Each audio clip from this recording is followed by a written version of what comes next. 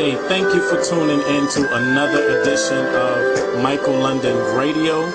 I just want to say to you guys, Happy New You. Oh my God, it's 2011. And for those of you that are unaware, my theme for 2011 is to simply do it different. Do it different in 2011. The theme for Michael London Radio and my talk show is more than just talk. We are more than just talk. We are addressing some serious issues that are going on throughout life.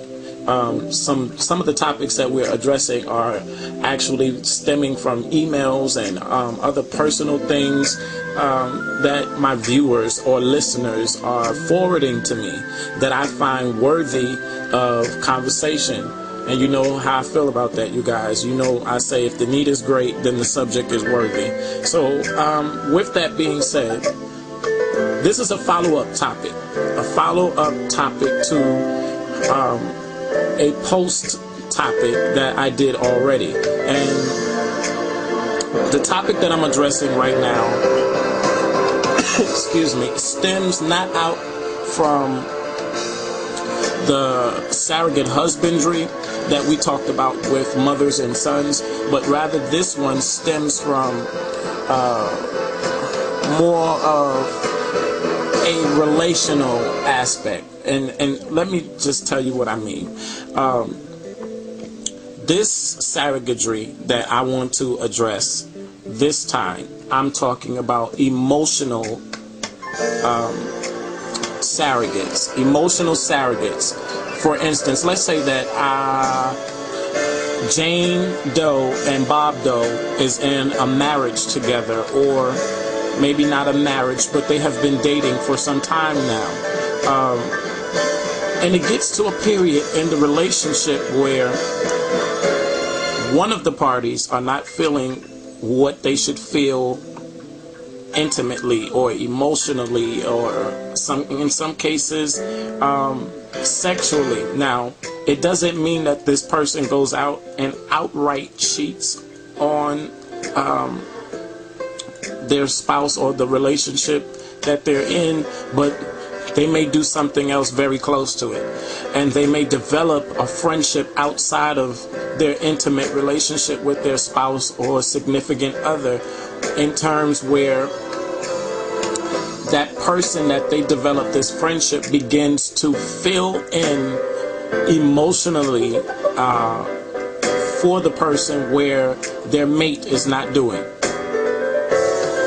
For some of you that may be a little confused behind what I just said, in essence, they develop this emotional relationship.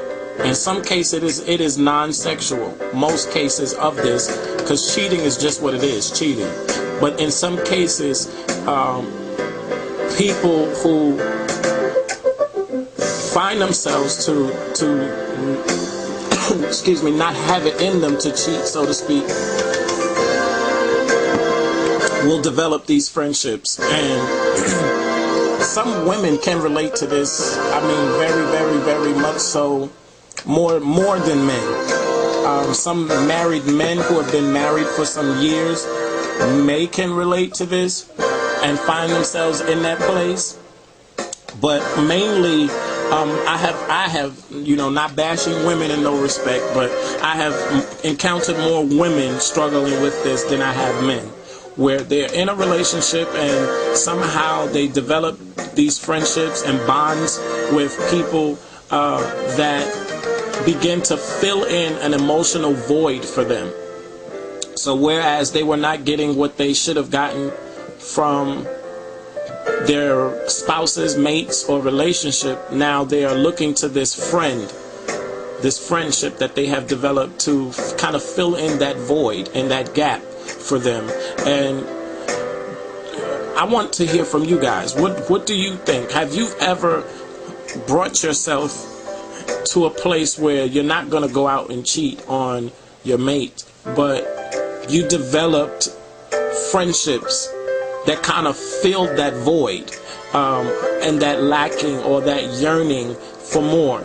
So my immediate response to that is that obviously there may be some clear communication issues, and I, for one, in relationships, I'm big on communication.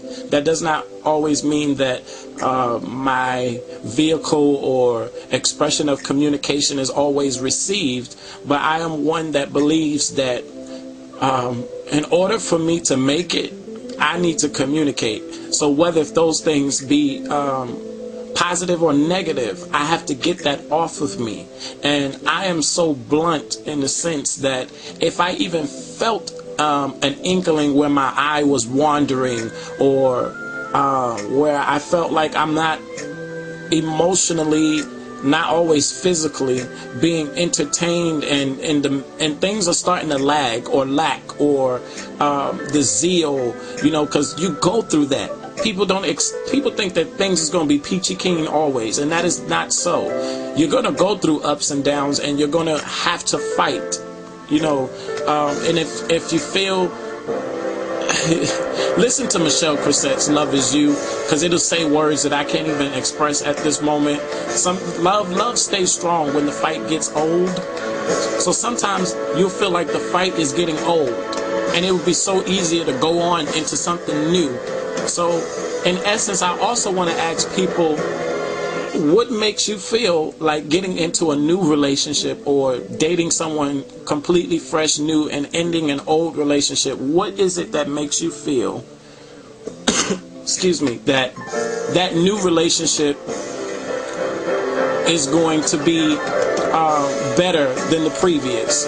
What keeps people in these cycles of relationships? What is it in you that loves the thrill?